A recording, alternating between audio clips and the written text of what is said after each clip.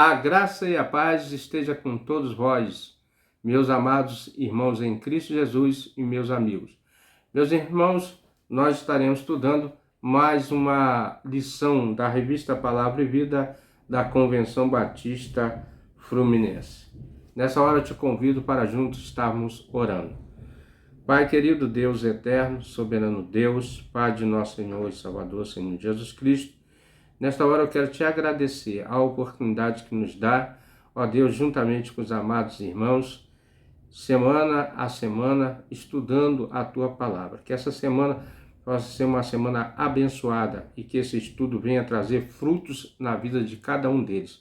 Abençoa, Senhor, nos dê a clareza, nos dê o discernimento, nos instrua, ó Deus, na Sua bendita e santa Palavra. É o que eu te agradeço e te agradecemos em nome do Senhor Jesus Cristo. Amém.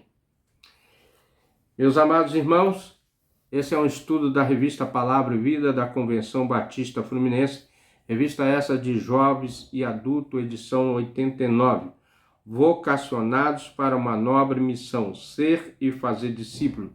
Estudos baseados nos livros de Jeremias e Lamentações. Nesse terceiro trimestre, é esse estudo, que nós estamos fazendo.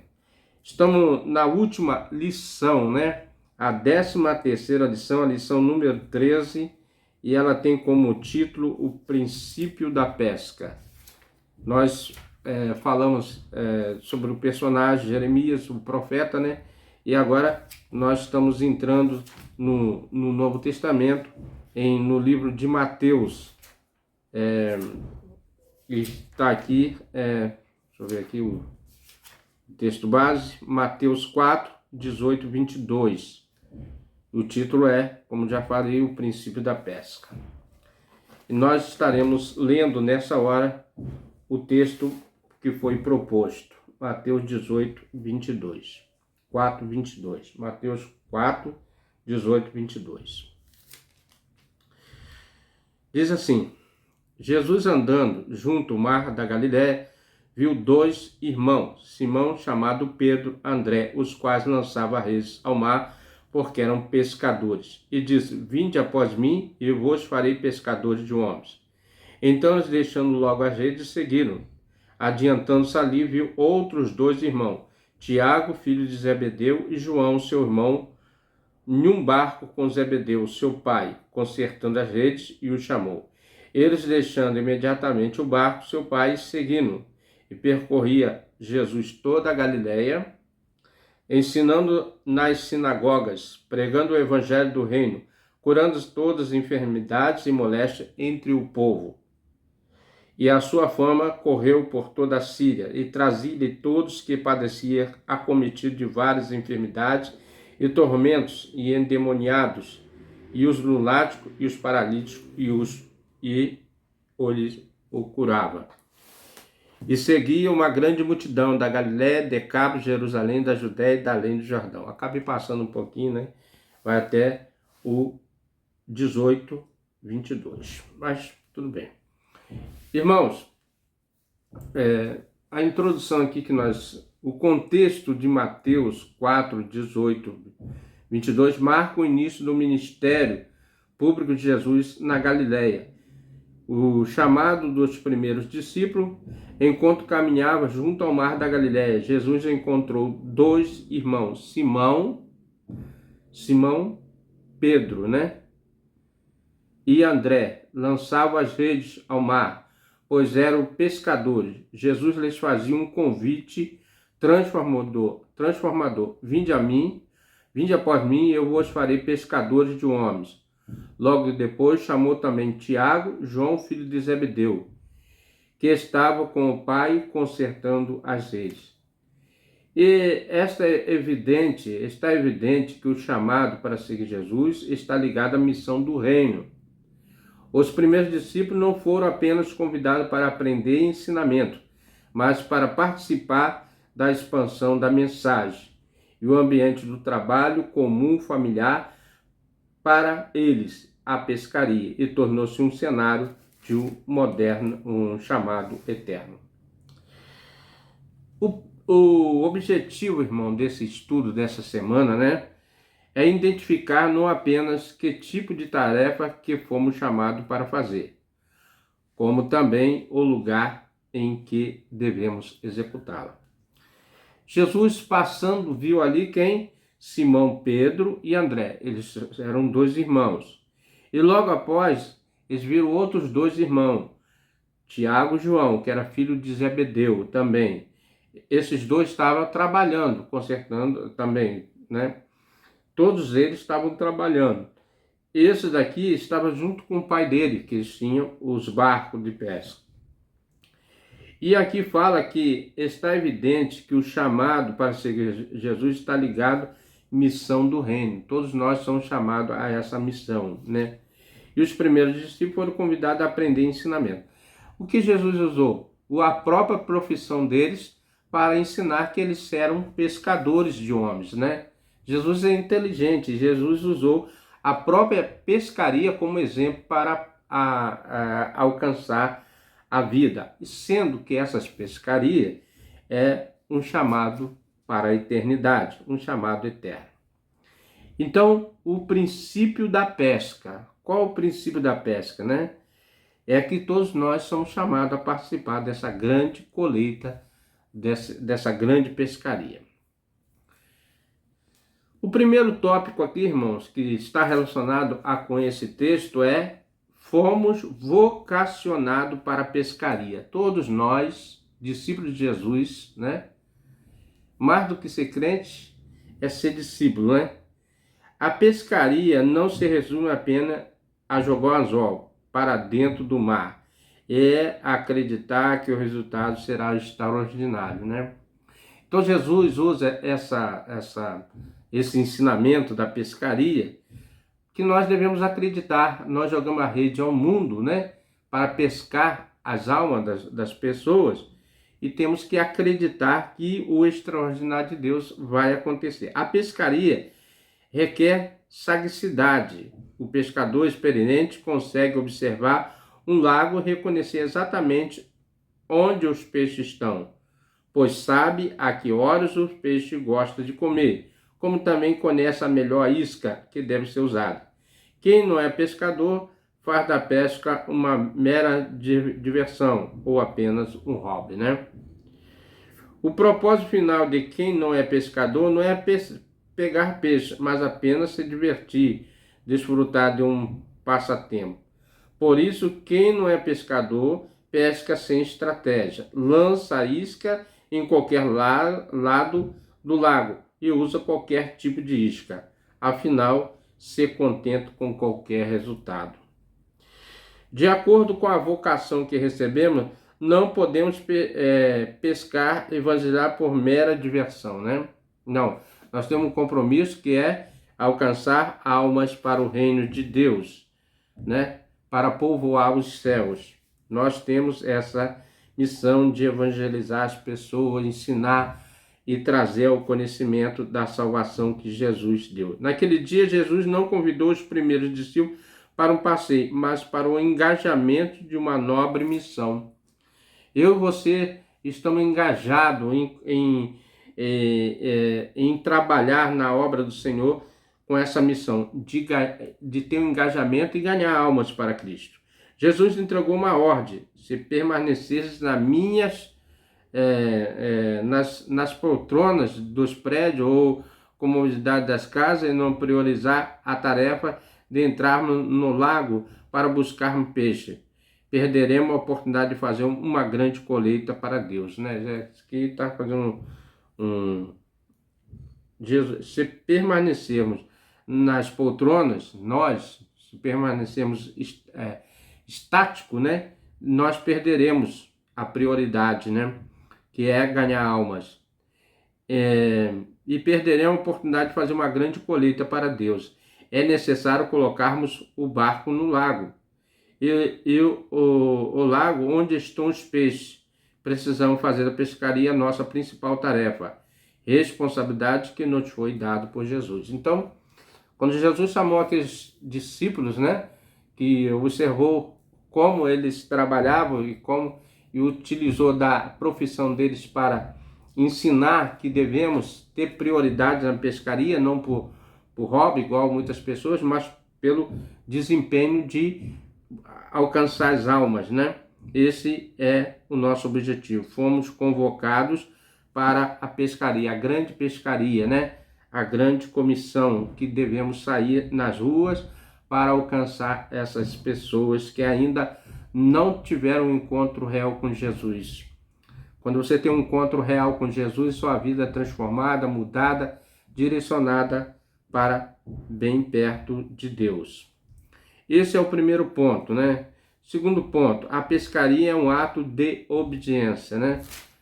Aqui nós vemos que Jesus está trazendo a nós que devemos ser obedientes à ordem de Deus. Jesus foi obediente à ordem de Deus porque quando ele esteve aqui, a prioridade dele foi evangelizar, né? E ele mesmo fala, a ordem de Jesus contida no versículo 19 é: siga-me e eu vos farei pescadores de homens. Será que temos seguido realmente Jesus para alcançar as almas que estão no mundo? Essa é uma pergunta, né? De acordo com as palavras de Jesus, seguir, pescar, andam juntos. Não é possível seguir Jesus sem pescar. Logo, a conclusão é que, se não estamos pescando, evangelizando, né? Se não estamos evangelizando, é porque não estamos seguindo Jesus. Pelo menos não neste momento, né? A igreja parece que deu uma descansada na evangelização, né? Mas é hora de nós voltarmos às praças e ruas e aonde tiver almas sedentas para que consigamos trazer ele novamente para bem perto de Deus, né? A ordem de Jesus para apresentarmos as verdades do Evangelho, né? Nesse tempo de tantas falácias, de tantas falas desencontradas, mas quando você vê o Evangelho pleno da graça de Deus sendo aplicada na vida das pessoas, você vê que a palavra ela entra e modifica a consciência e o caráter da pessoa, né? E traz novamente o espírito de Cristo no meio na sociedade onde nós estamos. Hoje muitas pessoas vê o Evangelho de uma forma zombativa.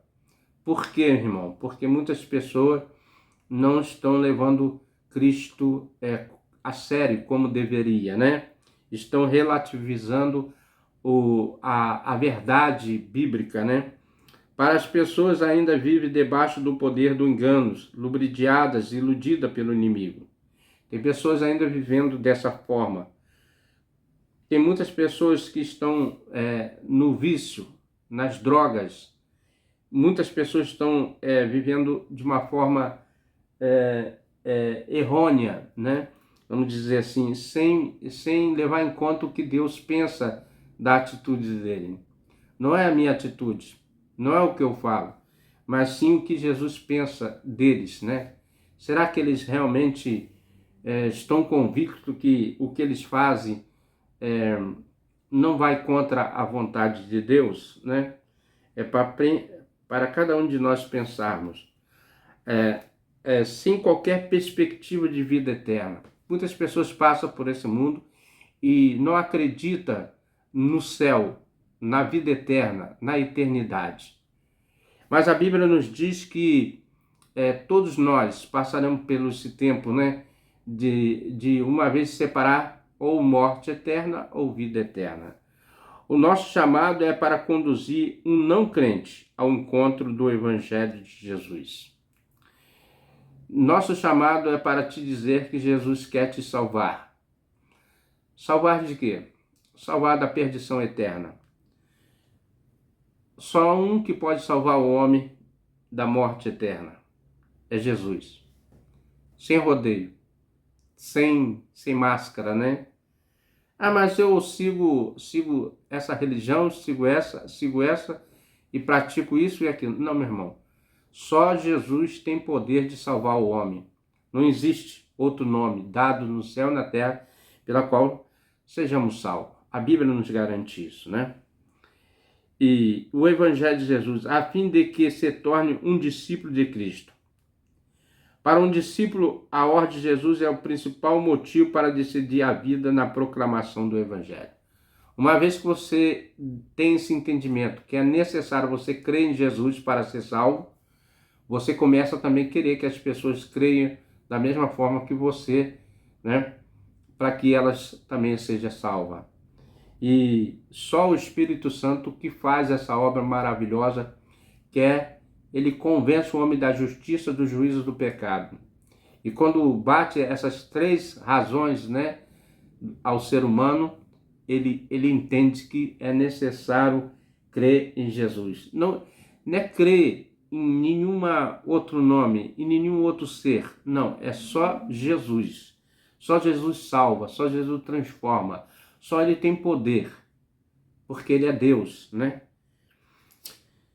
E para dedicar a vida à proclamação do Evangelho, comunicação de uma mensagem que tem poder sobrenatural de transformar o destino eterno.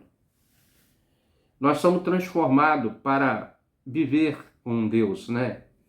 Para entender o projeto de Deus.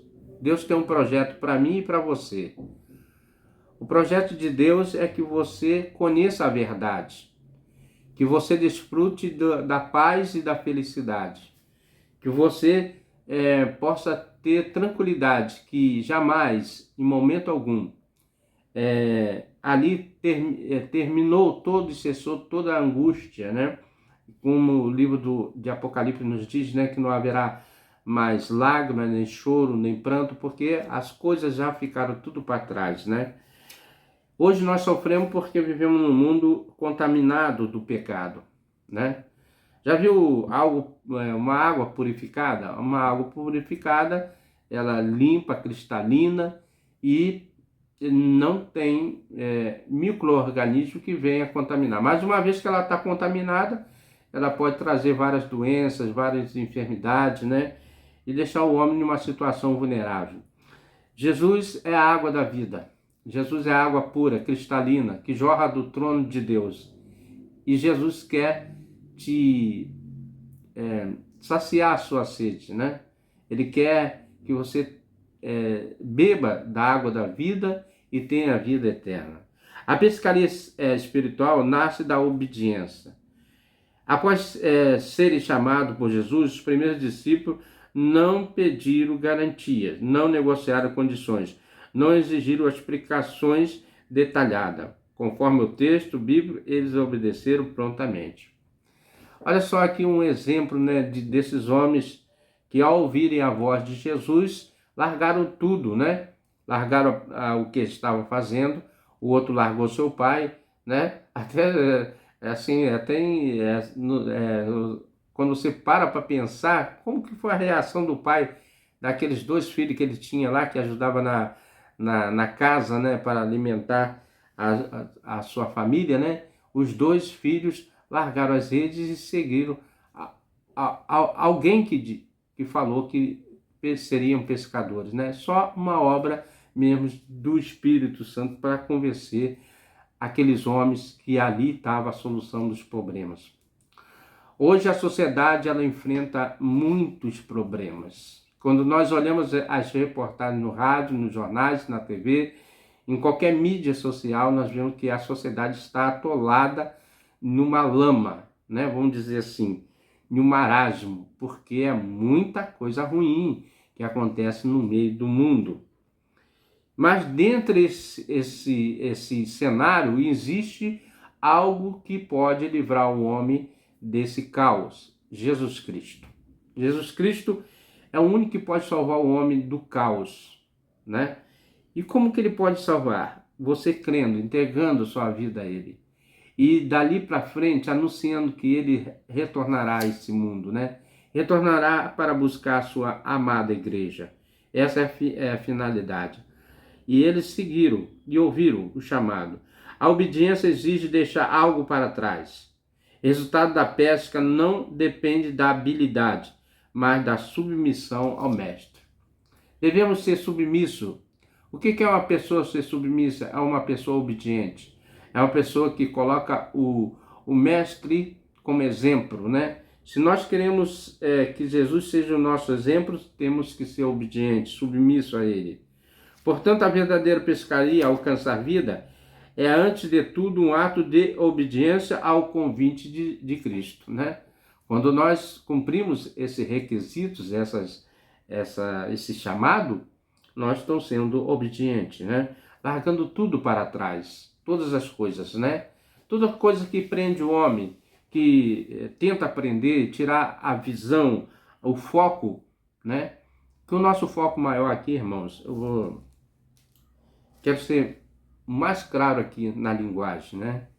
É que nós estamos aqui para anunciar o nome de Jesus. Só isso.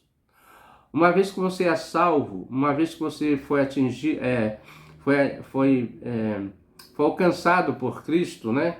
Uma vez que Cristo te alcançou, agora o foco é que você traga outro para Cristo, para que ele não sofra os danos da segunda morte. A Bíblia diz que nós morremos uma vez e depois segue-se o juízo.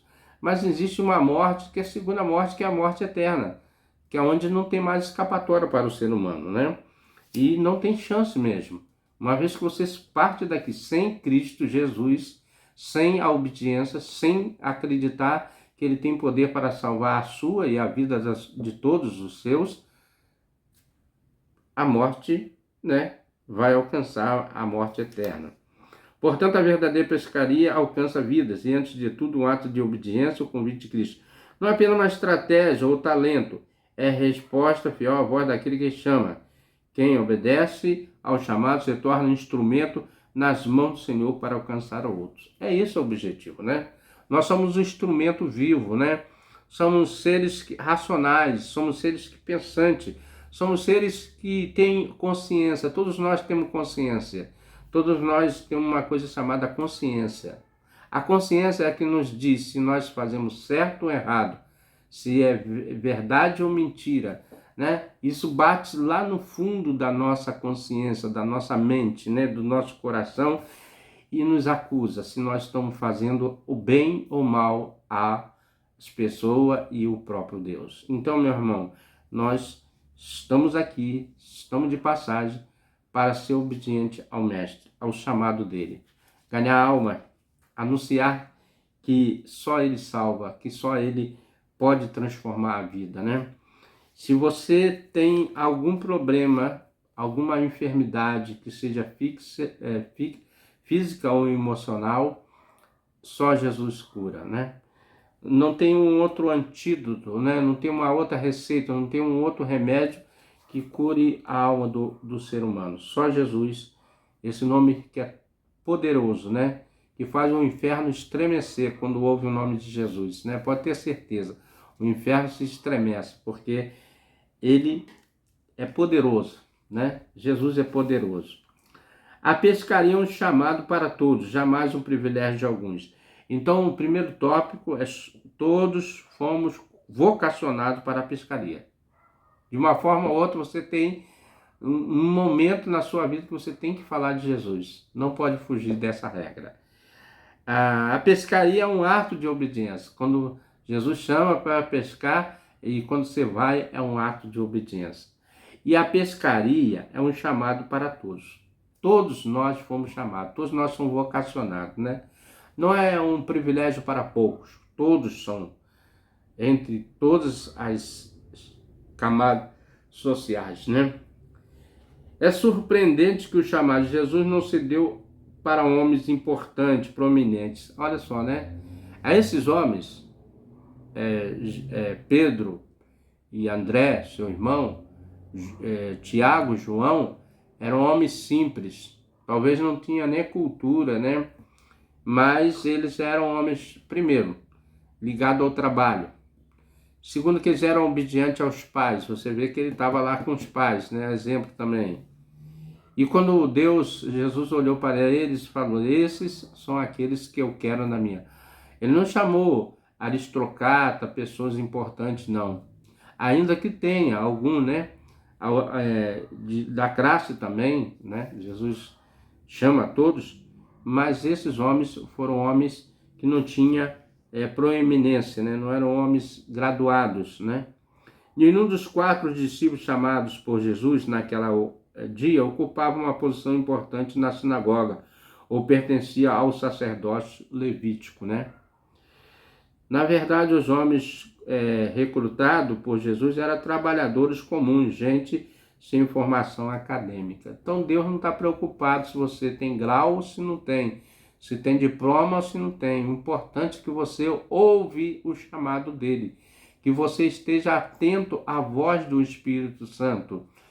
E a Bíblia nos diz, se hoje você ouvir a voz do Espírito, não endureçai os vossos corações. Deus a todo instante está chamando. A todo instante Deus está tentando alertar a humanidade e o ser humano para um conserto com Ele, um ajuste de contas, né? E todos nós somos chamados a prestar conta a esse grande administrador, né? Na verdade. Eram homens que tinham crescido na parte pobre do país. Alguns, inclusive, eram impossíveis, né? Nós estamos falando de Pedro. Era um homem impossível, um homem grosseiro, né? Vamos dizer assim, um homem bruto. A própria profissão dele já fazia um homem rude. E quando você vê que ele diz que passou a noite toda lançando a rede no mar e não pescou. Já estava desanimado, já estava angustiado por ver que não tinha pé. Mas quando Jesus, ele fala para Jesus, ó, porque o Senhor mandou, eu vou jogar a rede, mas... e foi uma grande pescaria. E depois que ele viu o poder de Deus, né? Jesus, quando ele viu que aqueles peixes começaram a saltar de uma forma que quase derrubaram o barco, então ele mesmo, ó, afasta de mim, Senhor, que eu sou pecador.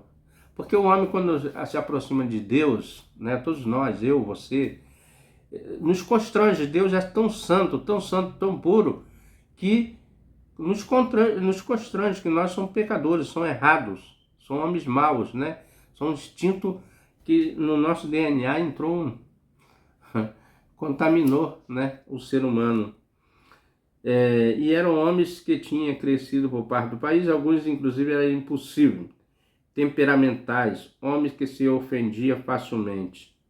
Jesus chamou o pescador porque viu o potencial escondido nele. Então Jesus, quando bate o olho assim, e esse homem é importante para mim. Mesmo com toda aqueles rompantes de Pedro, de coisa, né? Foi um homem importante no Evangelho, né?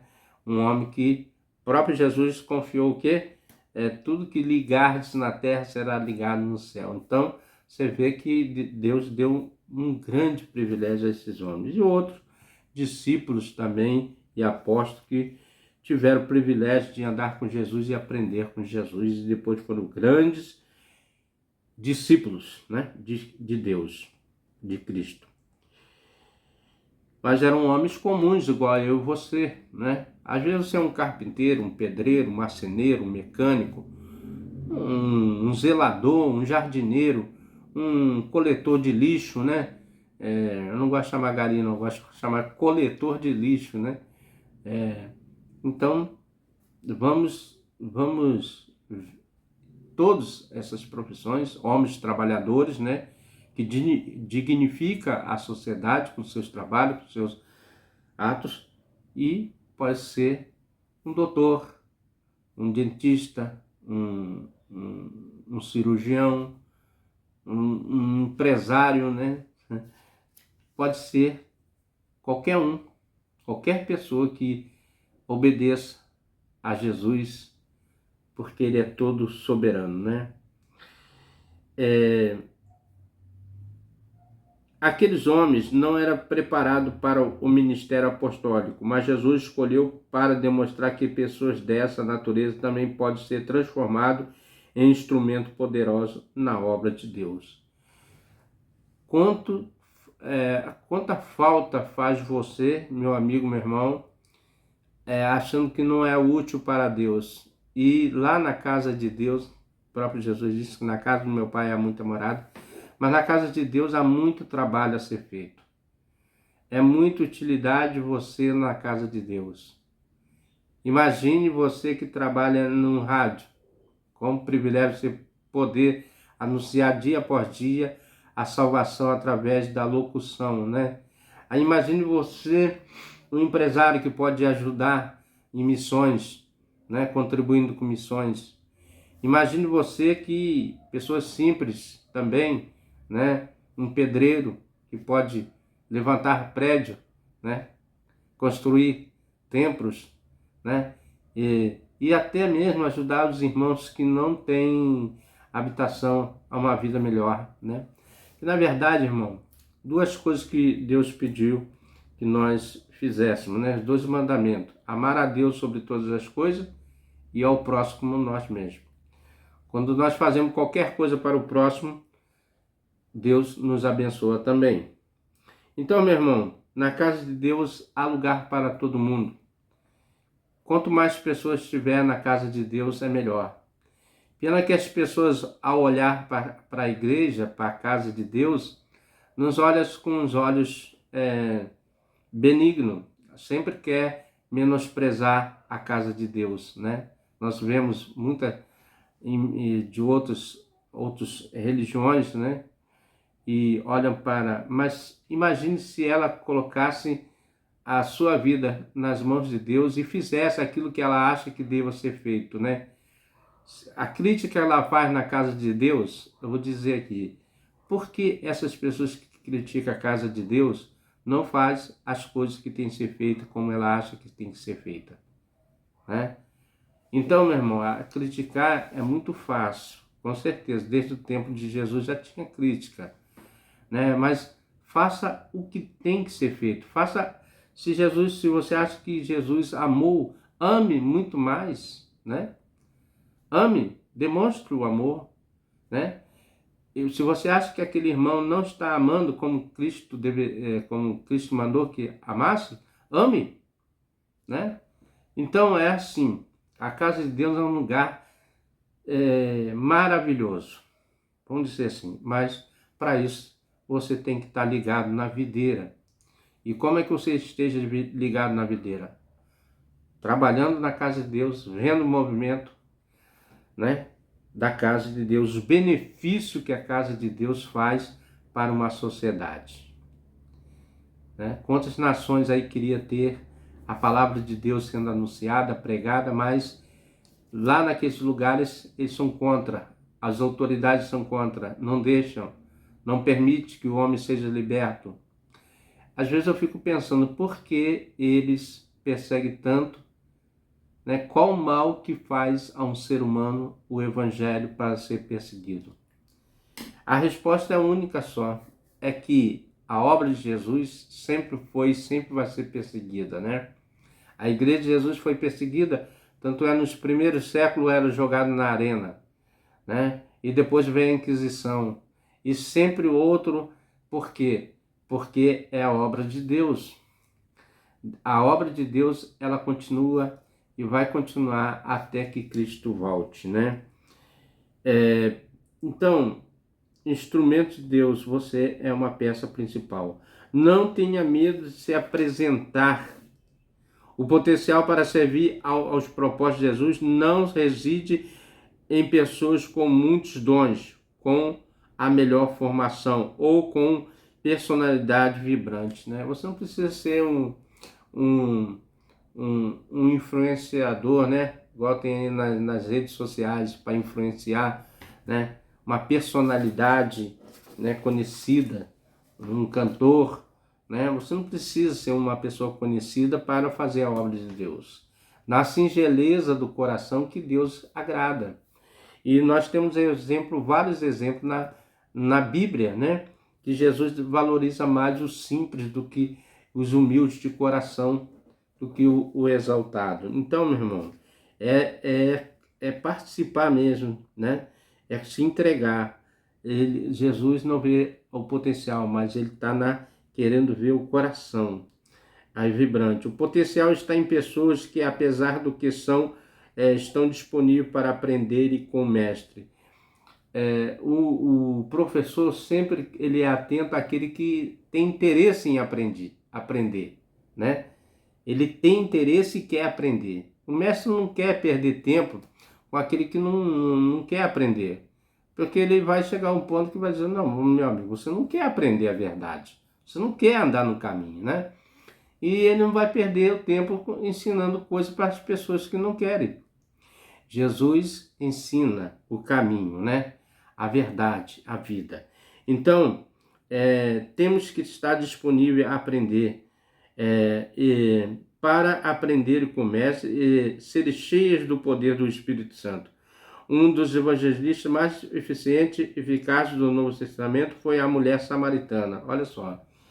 Esse caso da mulher samaritana é interessante, né? Lá, esse povo samaritano, eles eram uma mistura ali de povos dentro de uma outra nação. Eles foram trazidos pelo o rei lá, né? Da Babilônia, aquela história toda. E se fixaram ali naquela terra, naquela região da Samaria. E eles tinham não participarem dos atos, né, da religião judaica, né, do povo judaico que tinha seus rituais, eles ficaram à margem, né? Vamos dizer, à margem, tinham seus próprios, e eles adoravam Deus em um lugar e o povo em Jerusalém e eles em Samaria. E Jesus foi necessário passar por essa terra e chegou perto dali e pediu água a essa mulher. E foi questionado, e todos sabem, né?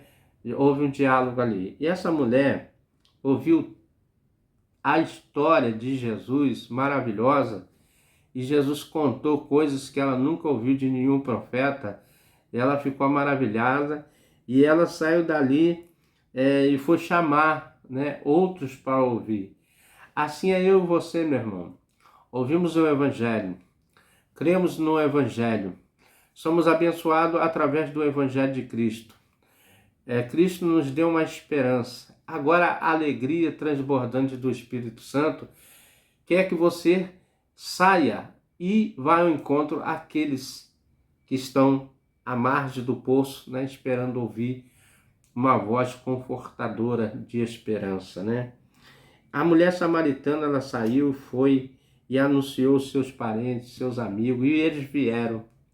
E quando chegaram, aquele grupo chegou lá, também ouviu aquelas maravilhas, as palavras de Jesus falando do reino, falando da esperança, falando de tudo.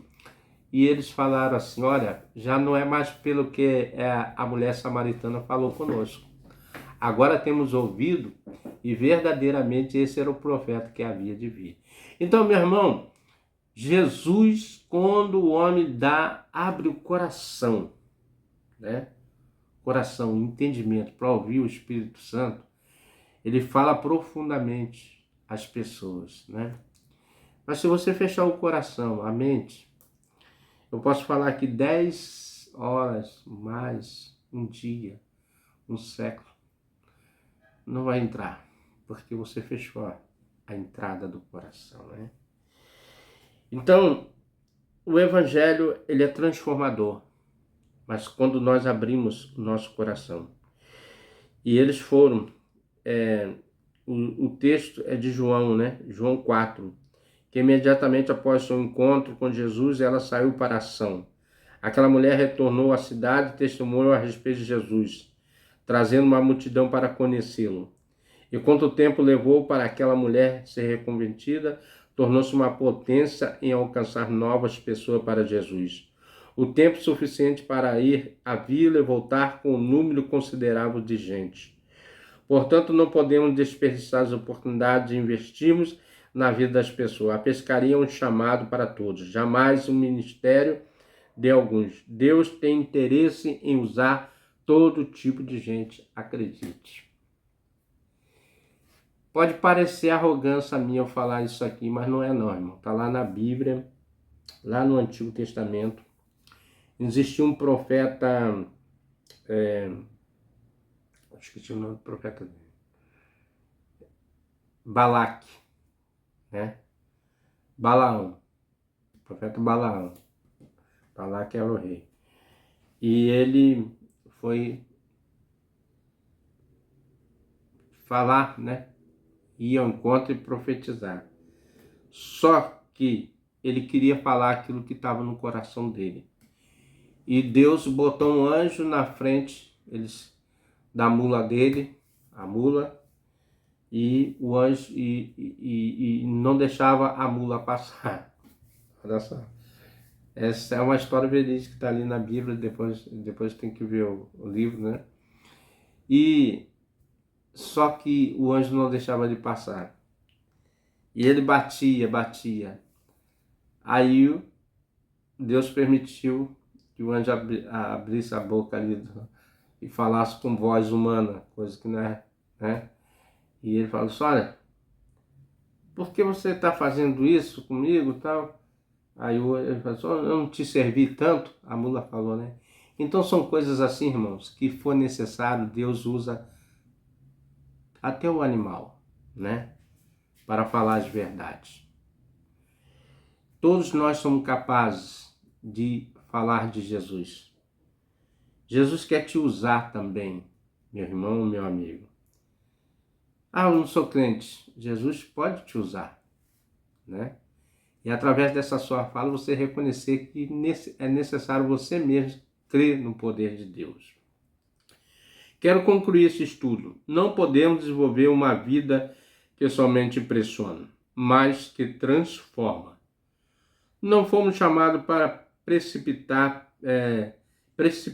pessoas de uma ponte, mas para tornar o instrumento usado por Deus para a conquista de uma multidão, né? A verdadeira pescaria começa com o chamado e se concretiza na obediência, né?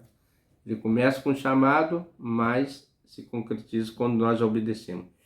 Ser pescador de homem não é apenas uma tarefa, mas uma identidade formada na caminhada com Cristo, né? Quando estamos caminhando com Cristo. Quem responde ao chamado com obediência experimenta o privilégio de participar da missão, de alcançar vidas para o reino. O evangelho é simples, irmão. O evangelho não é complicado, né? A gente que complica o evangelho. O evangelho não foi para complicar as coisas. Ele foi para simplificar, na verdade. E é tão simples o evangelho que ele alcança o mais graduado como o menor. Ele não falou só para um grupo, para uma elite. Ele falou para o plebeu, para o rico, para o pobre, para o orgulhoso, para o não orgulhoso, todos são ao alcance da voz de Deus. Deus quer tratar todos, né? E como é que ele trata? Ele trata trazendo o conhecimento da verdade, né? A Bíblia diz: conhecereis a verdade e a verdade vos libertará. Em outra passagem ele diz: eu sou o caminho. Jesus falando: eu sou o caminho, a verdade e a vida. Olha aí, Jesus veio trazer a verdade e ele mesmo se apresenta como a verdade. Jesus é a verdade que liberta. Jesus é a verdade que transforma. Jesus é a verdade que cura. Jesus é tudo, irmão. E Jesus veio a esse mundo com um propósito simples para mim e você. Nós estávamos perdidos, porque um dia nós fomos contaminados, né? Olha aí, contaminados. E ele quer purificar a nossa vida, trazendo pureza e trazendo esperança para toda a humanidade, né? Mas para isso, eu e você temos que crer no poder transformador. Terminamos aqui a nossa última lição, né? Somos vocacionados para uma nobre missão, eu e você. Ser e fazer discípulos. Somos nós que devemos levar esse evangelho. E que você possa, nesse terceiro trimestre, ter aproveitado as lições. Não pude fazer uma lição, acho que é a lição 7, fiquei devendo, né, os amados irmãos. Porque o tempo é corrido, irmãos. A gente trabalha também, não só na escola, mas muitas das vezes aqui em casa surgem algumas coisas para a gente fazer, os irmãos sabem disso. Mas o objetivo é que você, através desse estudo semanal, você possa meditar na palavra de Deus e buscar a Deus, né? E nessa hora que nós vamos buscar a Deus, vamos fazer essa oração, né? Agradecendo a Ele. Meu Pai, meu Deus, nosso Pai. Gratos somos, ó Deus, todos nós, pelo Teu Evangelho pleno da salvação. Esse Evangelho que é a palavra de Deus, que é a boas novas de salvação. Obrigado, Deus, pelo milagre que o Senhor fez para conosco. Só o Senhor poderia nos dar essa oportunidade. Só o Senhor teria capacidade de resgatar a humanidade da perdição, cada um de nós. Hoje, Senhor, nós conhecemos a Ti, através do Teu Filho Jesus, através do Evangelho dele. E nos deu a clareza, ó Deus, como é importante obedecer à sua voz e aceitar o chamado de evangelizar as pessoas. Nos dê sabedoria, Senhor, e palavras. Nos dê atitude de crentes, de discípulos transformados. Fale ao coração dos ouvintes, ó Pai, de uma forma extraordinária, que não haja dúvida, não haja receio, não haja, Senhor, medo, ó Deus, de se entregar a Ti, ó Pai. Pai, esse Evangelho não é só para mim. Hoje eu sou grato a Ti, ó Deus, porque eu Te conheço, porque eu sei que o Senhor existe, que Deus nos espera. Mas Deus, tem muitas pessoas que nunca ouviram falar e tem medo até de se aproximar de Ti porque não Te conhece. Então, Pai, eu quero apresentar a essas pessoas o nosso Jesus, o meu Jesus, que fala comigo, que me ouve, que está comigo dia após dia, que caminha conosco, que nos dá a alimentação dos altos céus, que fala aos nossos corações, que quebra barreiras, que destrói potestades, que liberta os encarcerados, problemáticos. Um Deus incrível, extraordinário, um Deus que não tem igual. E jamais existirá um Deus semelhante a este Deus.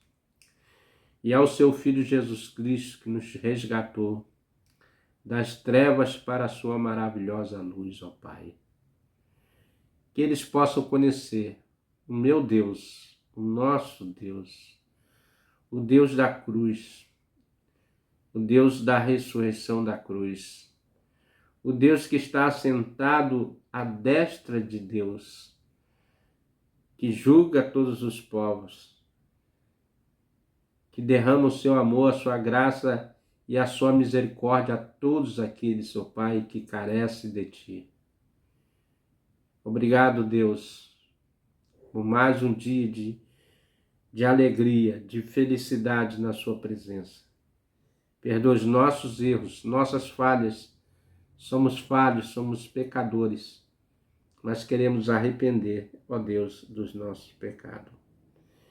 Em nome de Jesus Cristo, do Teu Evangelho pleno da graça, que possa alcançar a todos quanto puderem, ó Deus.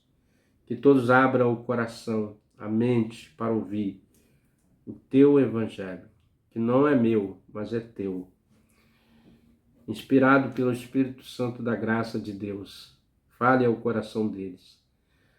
Use esse instrumento como uma corneta, ó Deus, como uma trombeta, anunciando que Jesus Cristo, breve, retornará e levará a sua igreja para perto de Ti. Em nome de Jesus. Amém. Meu amigo, meu irmão, chegou ao final de um trimestre, né? Agora é o trimestre. E se você tem gostado do nosso estudo, venha conosco até o próximo estudo, se assim o nosso bom Deus nos permitir. Amém?